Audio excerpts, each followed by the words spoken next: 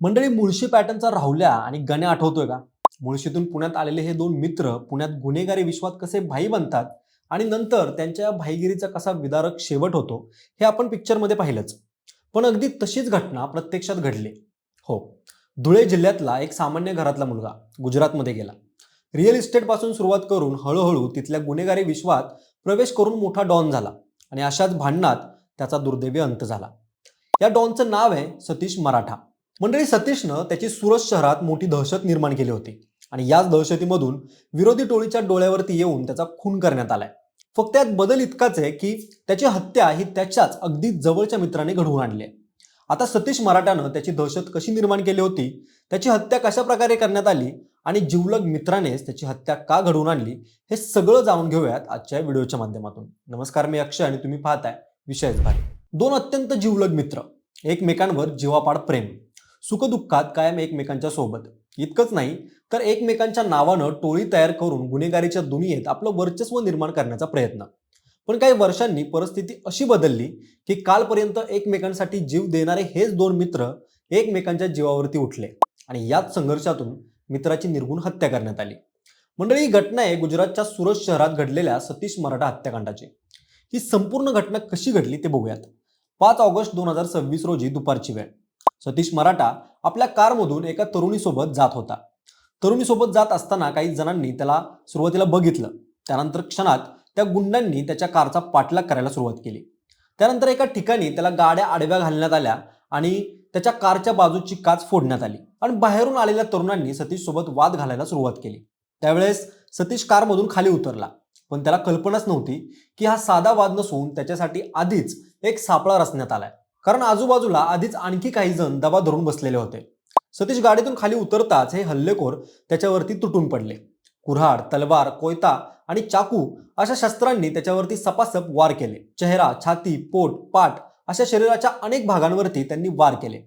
हे वार होत असताना सतीशनं स्वतःला वाचवण्याचा प्रयत्न केला देखील आणि तिथून पळण्याचा प्रयत्न सुद्धा केला. पण हल्लेखोरांनी त्याच्यावरती गोळीबार केला आणि त्यातच सतीशचा अंत झाला. म्हणजे या संपूर्ण हत्याकांडाचा व्हिडिओही समोर आलेला आहे आणि त्यानंतर सुरतच्या गुन्हेगारी वर्तुळात मोठी खळबळ उडाली आहे. पोलिसांच्या प्राथमिक तपासानुसार सतीशवर तब्बल 39 वार करण्यात आले होते. या प्रकरणात 9 जणांना ताब्यात घेण्यात आलं असून त्यामध्ये 4 अल्पवयीन मुलांचाही समावेश असल्याचं समोर आलेलं आहे. एक आरोपी फरार असल्याचं सांगितलं जात आहे. पोलिसांनी महाराष्ट्राच्या सीमेकडे पळून जाण्याचा प्रयत्न करणाऱ्या काही आरोपींना ताब्यात घेतलं असून गुन्ह्यात वापरलेली शस्त्रही जप्त करण्यात आली आहेत. पण या संपूर्ण प्रकरणात सगळ्यात धक्कादायक गोष्ट कोणती असेल तर ती म्हणजे या हत्येमागं सतीशचा अत्यंत जवळचा मित्र राहुल मंडल याचं नाव समोर आलेलं आहे. पोलिसांच्या तपासानुसार राहुल मंडल यानं तुरुंगात असतानाच या हत्येचा कट रचल्याचा आरोप आहे आणि म्हणूनच ही घटना केवळ गँग वॉरची घटना राहत नाही, तर एका जुन्या मैत्रीच्या विश्वासघाताची कहाणी झाली आहे.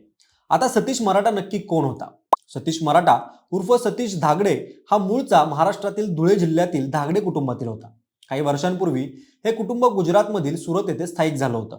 सुरतच्या कतरगाम परिसरात राहणारा सतीश लहानपणापासूनच गुन्हेगारीच्या दिशेने वळला होता. रिअल इस्टेट, दारू, जुगार आणि अशा बेकायदेशीर व्यवसायांमध्ये त्यानं आपला दबदबा निर्माण करायला सुरुवात केली. याच काळात त्याची ओळख राहुल मंडल उर्फ राहुल अपार्टमेंट याच्याशी झाली. दोघांची मैत्री इतकी घट्ट झाली की पुढे त्यांनी मिळून SR कंपनी नावाची टोळीच तयार केली. S म्हणजे सतीश आणि R म्हणजे राहुल. सोशल मीडियाचा वापर करून आपल्या टोळीची आणि स्वतःची दहशत दाखवण्याचा प्रयत्न केला जात होता.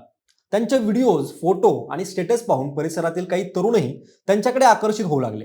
हळूहळू त्यांच्या भोवती तरुणांची एक टोळी तयार झाली आणि सुरतच्या गुन्हेगारी जगतात त्यांचा प्रभाव वाढू लागला. पण या दोघांची कहाणी इथेच थांबत नाही. 2020 मध्ये सुरतमध्ये सूर्या मराठा नावाच्या एका गुन्हेगाराची हत्या झाली होती. सूर्या मराठा देखील महाराष्ट्रातून गुजरातमध्ये गेला होता आणि तिथं त्यानं आपलं गुन्हेगारी नेटवर्क उभं केलं होतं. त्याच्या हत्येप्रकरणी सतीश आणि राहुल यांच्यावरती आरोप ठेवण्यात आले आणि दोघांनाही तुरुंगात जावं लागलं. काही वर्षानंतर ते निर्दोष म्हणून बाहेर आले. मात्र राहुल तुरुंगात असताना सतीशनं त्याच्या कुटुंबाची काळजी घेतल्याचं सांगितलं जातं. एवढंच नाही तर सतीशबद्दलच्या या उपकाराची आठवण ठेवून राहुलनं सतीशचा चेहरा आपल्या हातावरती टॅटूच्या स्वरूपात गोंधळून घेतला होता. म्हणजे या दोघांमध्ये किती घट्ट नातं होतं याची कल्पना यावरून येते. पण गुन्हेगारीच्या दुनियेत मैत्रीपेक्षा वर्चस्व मोठं ठरतं आणि याच वर्चस्वाच्या संघर्षातून दोघांच्या नात्यात तडा जाऊ लागला. सुरतच्या पानसेरा, उधना, दिंडोली, गोडादरा आणि लिंबायत परिसरात दारूचे ठेके, जुगाराचे अड्डे आणि रिअल इस्टेटमधील वर्चस्व कोणाचं असणार यावरून दोघांमध्ये वाद सुरू झाले होते. हळूहळू दोघांच्या वेगवेगळ्या टोळ्या तयार झाल्या. काही तरुण सतीशच्या बाजूला गेले तर काही राहुलच्या बाजूला गेले. त्यानंतर या दोन्ही गटांमध्ये संघर्ष सुरू झाला. म्हणजे कालपर्यंत एकत्र फिरणारे दोन मित्र आता एकमेकांचे कट्टर दुश्मन झाले. यातूनच सतीशवर याआधीही हल्ल्याचे प्रयत्न झाल्याचे समोर आले. एका घटनेत गोडादारा परिसरातील पुलाखाली त्याच्या डोळ्यात मिरची पूड टाकून त्याच्यावरती हल्ला करण्याचा प्रयत्न करण्यात आला होता. म्हणजे सतीशला आपल्यावरती धोका असल्याची कल्पना होती. त्याच्यावर पाळत ठेवली जात होती आणि तोही सावध राहण्याचा प्रयत्न करत होता. मात्र 5 ऑगस्टच्या दिवशी त्याच्याकडून एक चूक झाली आणि याच चुकीचा फायदा हल्लेखोरांनी घेतला. त्या दिवशी सतीश एका तरुणीला भेटण्यासाठी गेलेला होता. त्यानं तिला भगवान महावीर कॉलेज परिसरातून आपल्या कारमध्ये घेतलं आणि तो निघाला. वाटेत एका दुचाकीवरून काही तरुण त्याच्या कारजवळ आले. त्यांनी कारची चालकाच्या बाजूची काच फोडली आणि सतीशला शिवीगाळ करण्यास सुरुवात केली.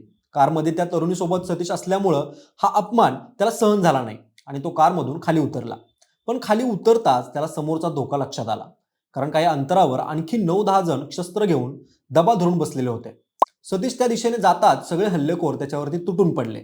कुऱ्हाड, तलवार, कोयता आणि चाकूंनी त्याच्यावरती हल्ला करण्यात आला. सतीशनं पळण्याचा प्रयत्न देखील केला, पण हल्लेखोरांनी त्याच्यावरती गोळीबार केला. गोळी लागल्यानंतर तो खाली कोसळला आणि त्यानंतरही त्याच्यावरती वार करण्यात आले. अखेर त्याचा जागीच मृत्यू झाला. या घटनेनंतर पोलिसांनी सीसीटीव्ही फुटेजच्या आधारे तपास सुरू केला. 9 संशयितांना ताब्यात घेण्यात आलं असून त्यात 4 अल्पवयीन मुलांचाही समावेश आहे. एक आरोपी फरार असल्याचं समोर आलेलं आहे. या प्रकरणात राहुल मंडलचं नाव विशेष चर्चेत आहे, कारण तो सध्या लाचपोर तुरुंगात असल्याचं सांगितलं जात आहे. तुरुंगात बसून त्यानं या हत्येचा कट रचल्याचा आरोप आहे. मात्र राहुलनेच ही हत्या घडवून आणली का, की त्याच्या नावाचा वापर करून दुसराच कुणीतरी हा कट रचला, की सतीशच्या इतर प्रतिस्पर्ध्यांनी हे हत्याकांड घडवलं, याचं अंतिम उत्तर अद्याप तपासातूनच समोर येणार आहे. त्यामुळं सध्या पोलिसांच्या तपासाकडे सगळ्यांचं लक्ष लागलेलं आहे. पण या संपूर्ण घटनेतून एक गोष्ट मात्र स्पष्टपणे समोर येते. गुन्हेगारीच्या दुनियेत वर्चस्वासाठी सुरू झालेली लढाई कुठे जाऊन थांबेल याचा अंदाज कुणालाही नसतो. ज्या दोन मित्रांनी एकत्र येऊन आपली टोळी उभी केली, एकमेकांच्या सुखदुःखात साथ दिली, तेच दोन मित्र काही वर्षांनी एकमेकांचे शत्रू बनले आणि अखेर त्यापैकी एकाचा इतका निर्घृणपणे अंत झाला. सतीश मराठा अवघ्या 39 वर्षांचा होता. सुरतच्या गुन्हेगारी वर्तुळात त्याचा दबदबा होता, पण त्याच वर्चस्वाच्या संघर्षानं अखेर त्याचा जीव घेतला. 6 वर्षांपूर्वी सूर्या मराठाच्या हत्येनं चर्चेत असलेलं हे गुन्हेगारी जगत आता सतीश मराठाची झालेली हत्या, त्यामुळे महाराष्ट्रातून गुजरातमध्ये गेलेल्या गुन्हेगारी नेटवर्कमधील संघर्ष पुन्हा चर्चेत आलेला आहे. मात्र या हत्येमागचा खरा सूत्रधार कोण, राहुल मंडलची भूमिका नेमकी काय आणि या गँगवॉरच्या मागे आणखी कोणकोणती नावं आहेत हे पोलीस तपासातून समोर येईलच. सध्या ही गोष्ट एवढीच सांगते की गुन्हेगारीच्या दुनियेत कालचा जिवलग मित्र आजचा सर्वात मोठा शत्रू होऊ शकतो आणि या विश्वासघाताची किंमत कधी कधी थेट जीव देऊन मोजावी लागते. तुमचं गुन्हेगारीच्या विश्वाविषयी काय मत आहे ते आम्हाला कमेंट करून नक्की सांगा आणि सोबतच आपल्या विशेष भारीच्या YouTube चॅनेलला सबस्क्राईब करायला विसरू नका. धन्यवाद.